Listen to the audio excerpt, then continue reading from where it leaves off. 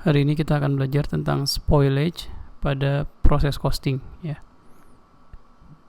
Jadi pertama yang namanya spoilage itu bisa normal dan abnormal. Oke, apa bedanya? Jadi yang normal itu biasanya terjadi walaupun perusahaan sudah berusaha bekerja dengan seefisien mungkin, tapi tetap ada spoilage itu atau ada yang cacat, ada yang rusak ya. Sedangkan yang abnormal ya, spoil ini terjadi seharusnya tidak terjadi ya, tapi terjadi. Jadi misalnya, jadi biasanya gini, misalnya ada produksi 1000 unit. Oke. Nah, setiap ada produksi 1000 unit, biasanya ada yang spoilage yang normal itu 10%. Artinya 10% ini tidak bisa dihindari ya. Berarti setiap ada 1000 unit produk, pasti ada 10% kali 1000 atau 100 unit yang spoilage ya. Berarti dari 1000 unit yang diproduksi, yang normal ada 900 ya. Nah, ternyata ya, ketika ada produksi 1000, ternyata yang cacat itu bukan hanya 100, tapi misalnya yang spoilage ada 200 atau yang spoilage ada 150 unit ya. Padahal kalau kita mengikuti kebiasaan yang biasa terjadi, setiap ada 1000 unit yang diproduksi, hanya 10% yang rusak ya. Berarti artinya cuma 100. Nah, 100 ini yang namanya normal spoilage. Sedangkan sisanya ya, ini ada 150 yang spoilage, 100 itu yang normal, berarti sisanya yang 50 unit itu yang abnormal ya. Artinya kalau yang 100 unit ini mau nggak mau terjadi ya, artinya ketika kita bikin 1000 unit ya, hanya jadinya 850 unit ya. Nah, yang 100 unit yang hilang karena normal spoilage itu mau nggak mau itu harus ada. Jadi itu dianggap sebagai biaya untuk memproduksi yang 900 unit ya. Jadi misalnya dari 1000 ini kan akan jadi 900 seharusnya ya. Tapi yang terjadi itu 850, artinya ada 50 unit lagi spoilage tambahan. Ini yang abnormal spoilage ya. Jadi kalau yang normal spoilage masuk ke produk, nah yang 50 unit yang abnormal ini kita anggap sebagai loss. Oke. Nah, sekarang kita sedikit review tentang yang namanya proses costing ya. Jadi di dalam proses costing ya, ini biasanya ini produksi untuk produk yang massal, secara massal ya. Jadi kalau yang unik kita biasanya menggunakan job costing ya. Tapi kalau produknya massal kita menggunakan proses costing. Nah, di dalam proses costing ya, biasanya kita menemukan ada yang namanya input ya, dan juga ada yang namanya output. Oke. Jadi di dalam proses costing, inputnya itu ada dua. Ada WIP awal dan juga ada yang namanya current process ya. Artinya yang dimulainya di bulan yang sekarang ya. Jadi misalnya kita punya beginning WIP sebesar 1500 unit ya. Oke. Terus yang current process artinya yang dimulai bulan sekarang itu ada sebesar 8500 ya. Artinya totalnya itu total inputnya sebesar 10.000 unit. Nah, outputnya nanti ya, outputnya itu akan berbentuk finished good ya, atau WIP next department ya. Jadi kalau finished good itu artinya output di sini sudah menjadi barang akhir yang bisa dijual. Sedangkan kalau misalnya dia di departemen yang pertama ya, artinya finished good di bagian departemen pertama itu bukan berbentuk finished good, tapi bentuknya apa? WIP yang akan dilanjutkan di departemen selanjutnya ya. Dan juga ending WIP. Oke. Nah, kuncinya dari yang namanya proses costing, jumlah input di sini ya harus sama dengan jumlah output ya. Nah, kalau kita gabungkan antara proses costing dan spoilage ya. Misalnya di soal yang ini ya. Kita punya WIP awal 1.500 dan current proses 8.500 atau total input 10.000 unit ya. Ternyata ya yang ditransfer ke next department itu ada 7.000 unit. Dan yang jadi ending WIP 2.000 unit ya. Padahal dari awal kita sudah bilang input harus sama dengan output. Inputnya 10.000 unit, outputnya juga harus 10.000 unit ya. Oke, jadi output di sini harus 10.000 unit totalnya. Tapi yang terjadi apa? Finished good atau WIP next departmentnya 7.000, ending WIP-nya 2.000. Ini totalnya kan baru 9.000 ya. Nah, inilah yang namanya muncul yang namanya spoilage. Jadi ada spoilage sebesar 1.000 unit ya. Kenapa? Karena outputnya harus 10.000 ya. Jadi output harus sama dengan input. Nah, outputnya di sini baru 9.000, berarti biar 10.000 kita tambahkan dengan 1.000 unit ya. Oke. Nah, inilah yang namanya spoilage yang ada di proses costing ya. Nah, bagaimana seandainya ya, di soalnya dikasih tahu juga. Nah, biasanya dari 10.000 input ya, yang jadi spoilage normal yaitu sebanyak 10% ya. Atau yang jadi spoilage ya, itu 10% dari yang jadi finished good atau yang ditransfer ke WIP next department ya. Berarti untuk soal ini ya, karena yang ditransfer itu 7.000 unit ya, berarti spoilage yang normal itu 10% dari 7.000 ya, atau besarnya sebesar 700 ya. Ingat, totalin semua harus 10.000 ya. 7.000 tambah 2.000 tambah 700 baru 9.700 ya, berarti ada lagi sisanya 300. Nah, inilah yang namanya spoilage abnormal.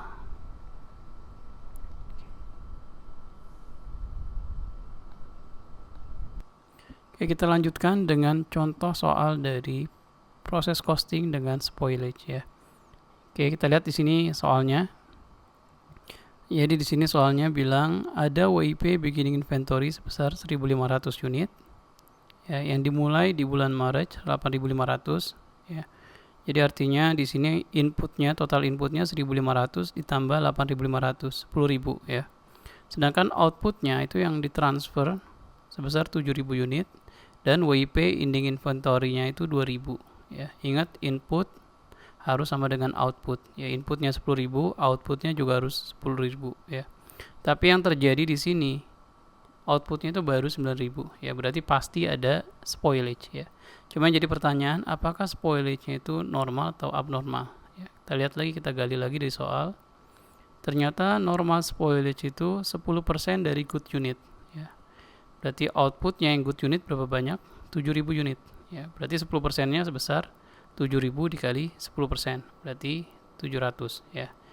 Berarti mau nggak mau 7.000 tambah 2.000 tambah 700 baru 9.700. Berarti ada 300 lagi yang merupakan spoilage abnormal ya. Nah, ini data tambahannya, ada direct material, biaya direct material untuk WIP beginning ya. Terus di dalam bulan Maret sendiri ya, ada biaya yang ditambahkan sebesar 76.500 dan 89.100. Dan untuk beginning WIP-nya ada persentasenya ya. Dan endingnya juga ada. Ingat, karena kita menggunakan average method, berarti ini kita abaikan. Nah, kan angka ending WIP persentasenya ini kita gunakan ya. Oke, nah kita lihat dulu bentuk dari laporan proses costing ya. Lihat di sini. Untuk memudahkan kita bagi menjadi 5 langkah ya. Jadi step yang pertama, di sini kita hanya memindahkan soal ya. Kita mau tahu total input sama dengan total output ya. Ini step yang pertama di sini ya. Step yang kedua, kita menghitung yang namanya equivalent unit ya. Apa itu equivalent unit? Jadi karena yang namanya di dalam proses costing ada yang namanya WIP ya. Sedangkan yang namanya WIP itu kan barang setengah jadi ya. Nah, equivalent unit itu akan membuat kira-kira kalau barang setengah jadi tadi dengan persentase penyelesaiannya itu berapa persen sih jadi barang jadi. Ya misalnya gini, ada barang 100 unit ya, work in process ya. Oke. Berarti apa? In term of direct material itu sudah digunakan 50%.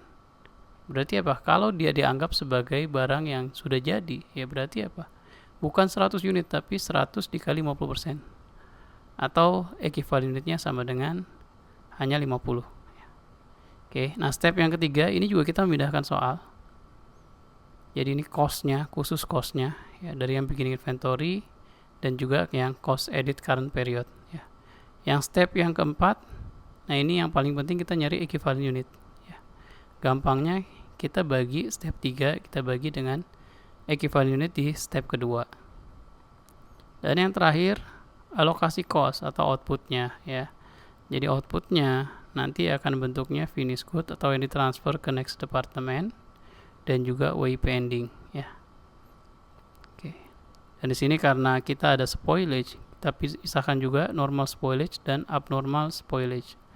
Normal spoilage akan masuk ke dalam perhitungan cost untuk membuat produk, sedangkan yang abnormal spoilage ini kita akan akui sebagai loss. Oke. Nah, kita lanjutkan dari soal sini. Yang pertama, step pertama kita pindahkan angka physical unit ini ke step pertama ya.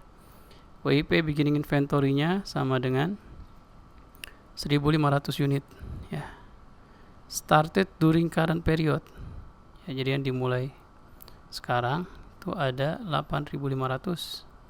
Berarti total inputnya sama dengan 10.000 ya. Sedangkan yang ditransfer out during current period itu ada berapa banyak? Sini lihat 7.000 ya. Normal spoilage-nya tadi apa? 10% dari yang barang yang bagus ya, atau barang yang ditransfer ke luar. Berarti 7.000 kita kalikan dengan 10% atau sama dengan 700 ya. Karena yang namanya WIP pending inventory dulu kita lihat, sini ada angkanya 2000 ya. Oke. 2000 ya. Dan kita tahu tadi ya, input 10.000 harus sama dengan output di sini. Ya, 10.000 ya, padahal kenyataannya apa? 7.000 tambah 700 tambah 2.000 itu baru 9.700. Berarti ada lagi yang namanya abnormal spoilage sebesar 300 unit ya. Nah, sekarang jumlahnya sudah benar. Nah, inilah step yang pertama, physical unit. Kita hanya memindahkan data dari soal ya. Oke, step selanjutnya kita menghitung equivalent unit ya. Ingat, ketika kita mau menghitung equivalent unit, kita nggak pernah ngitungnya itu dari angka input, tapi kita selalu ngitungnya itu dari yang output. Berarti yang dari 7.000, 700, 300 dan 2.000. Oke. Nah, karena di sini yang ditransfer out itu udah pasti udah barang jadi ya, berarti equivalent unitnya itu pasti akan sama ya, atau sudah digunakan 100% untuk direct material dan juga conversion cost-nya ya. Berarti kita hitung equivalent unitnya sama dengan 7.000 dikali 100% atau sama dengan 7.000 ya. Sedangkan conversion cost juga sama, karena ini 100% sudah jadi ya. Normal spoilage. Nah, di soal sini juga dibilang spoilage itu nanti inspeksinya itu ketika barangnya sudah jadi ya. Berarti pemakaian direct material dan conversion cost juga udah 100% ya. Berarti equivalent unitnya juga sama, 700. Yang ini juga sama, 700. Abnormal spoilage juga sama, 300 ya. Untuk conversion cost juga sama, 300 ya. Sedangkan untuk yang ending inventory, kita lihat persentasenya di sini ya. Untuk ending WIP 100% sudah selesai untuk direct material dan 50% untuk conversion cost. Oke, kita tulis saja di sini 150% ya. 100%, 50% ya. Ini untuk memudahkan kita. Berarti untuk direct material ya, lihat sini ada physical unit 2000. Untuk direct material itu 100% digunakan, berarti equivalent unitnya sama dengan 2000. Tapi untuk conversion cost ya, dari 2000 ending inventory baru 50% yang digunakan conversion cost-nya. Berarti ekivalen unitnya 50% dikalikan 2000 atau sama dengan 1000. Oke. Nah, kita hitung total dari ekivalen unitnya masing-masing. Oke. Temu nih 10.000 untuk yang direct material, sedangkan yang conversion cost-nya 9.000. Nah, ini step yang kedua. Nah, untuk step yang ketiga, kita lihat cost-nya untuk WIP beginning dan juga yang current period. Ya, kita lihat di soal. Untuk WIP beginning yang berhubungan dengan direct material, itu angkanya sebesar 12.000. Ya, sedangkan yang berhubungan dengan conversion cost itu sama dengan 9.000. Oke. Berarti sedangkan cost edit during current period 76.500 untuk direct material dan 89.100 untuk yang conversion cost, ya. Berarti total biaya direct materialnya itu sama dengan 76.500 ditambah 12.000 atau 88.500. Sedangkan untuk yang conversion cost 98.100. Berarti total dari biaya inputnya sebesar 186.000, ya. Ini step yang ketiga. Oke. Nah, step yang keempat, ini gampangnya apa? Step ketiga kita bagi dengan step kedua, equivalent unit, ya. Untuk memudahkan kita ulangi lagi, ya. Jadi step ketiga total cost-nya 88.500 untuk yang direct material, conversion cost-nya 98.100, ya. Sedangkan equivalent unitnya kita ambil dari step kedua yang sudah kita hitung.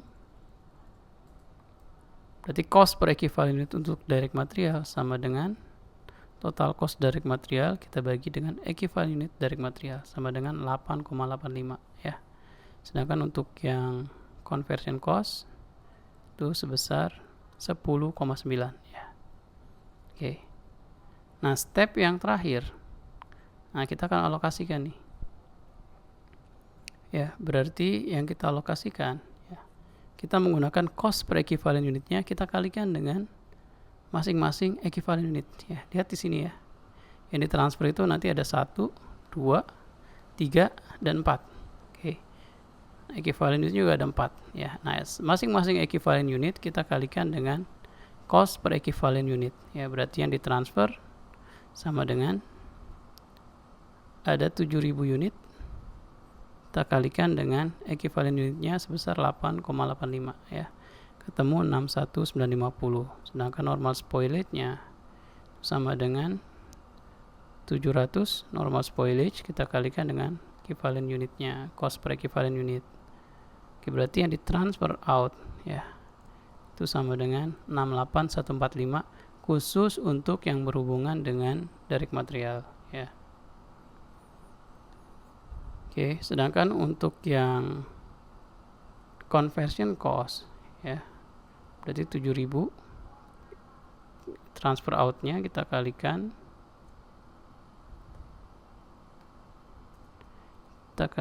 dengan cost per equivalent unit untuk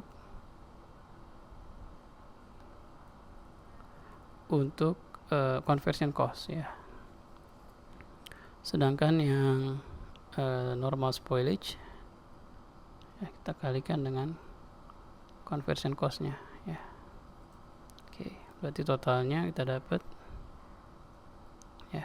Berarti nanti yang akan jadi finish good atau ditransfer ke next department sebesar 152.075, ya. Sedangkan yang abnormal spoilage-nya itu kita lihat di sini equivalent unitnya ada 300, kita kalikan dengan cost per equivalent unitnya 8,85, ya.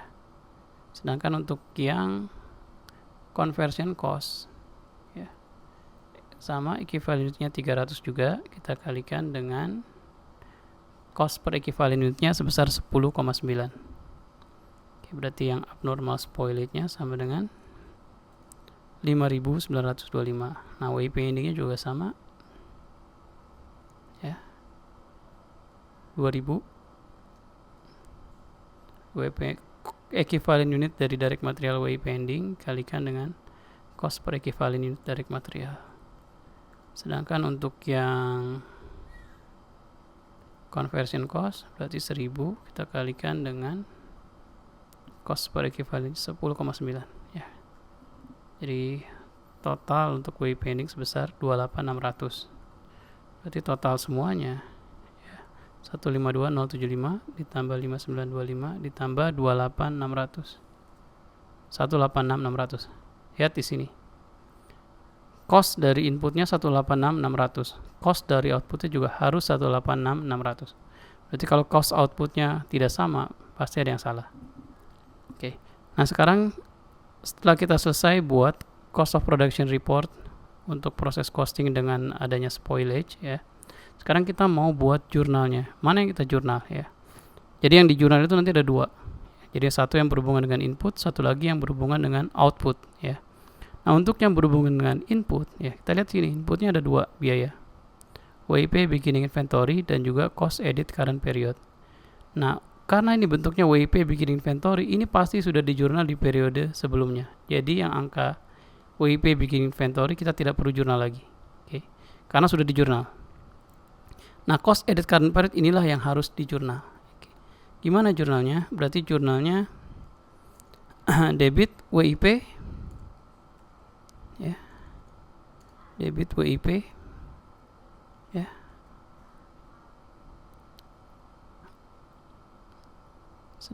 WIP dari departemen pertama ya. Sebesar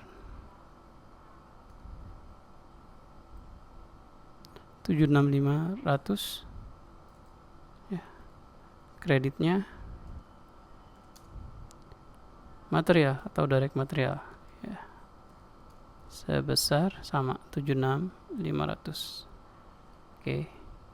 Nah, sedangkan yang berhubungan dengan conversion cost ya, ini ada 89.100, kita juga jurnal. Atau kalau mau kita jadikan satu ya, berarti 76.500 kita tambahkan dengan 89.100 WIP-nya ya. Maka di sini ada kredit lagi various akun atau akun macam-macam ya. Kenapa? Karena yang namanya conversion cost itu kan ada direct labor ya, dan juga ada overhead ya. Jadi ini karena banyak ya. 8500, 98, 100 ya. Oke. Nah, ini jumlahnya harus sama ya. Jadi ada penggunaan material untuk direct material dan conversion cost hanya yang current period ya. Sekali lagi yang WIP ini tidak perlu dijurnal karena sudah dijurnal di periode sebelumnya. Dan ini jurnal yang pertama. Nah, untuk jurnal yang kedua, kita lihat outputnya ya.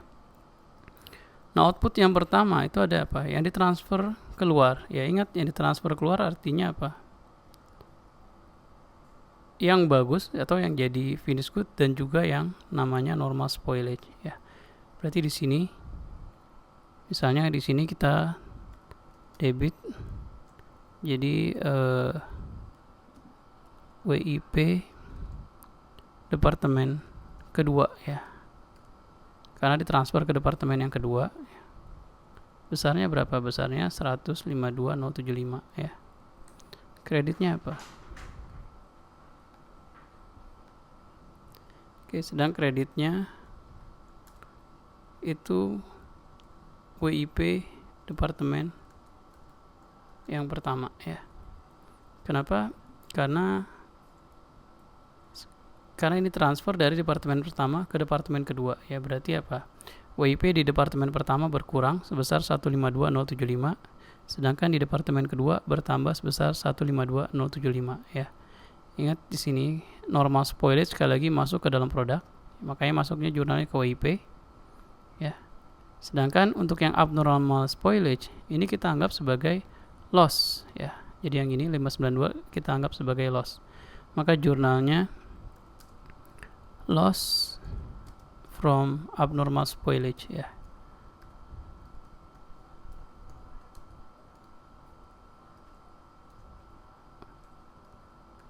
Oke.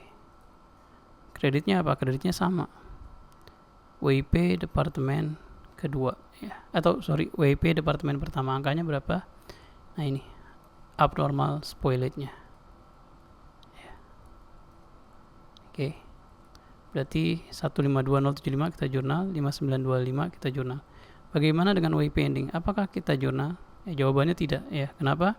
Karena saldo WIP ending ini berasal dari WIP beginning ya, ditambah dengan current process, ini yang debit, terus kita kurangi dengan yang ditransfer ditransfer dari departemen pertama ya. Jadi kreditnya ini nanti hasilnya pasti sebesar 28.600 ya.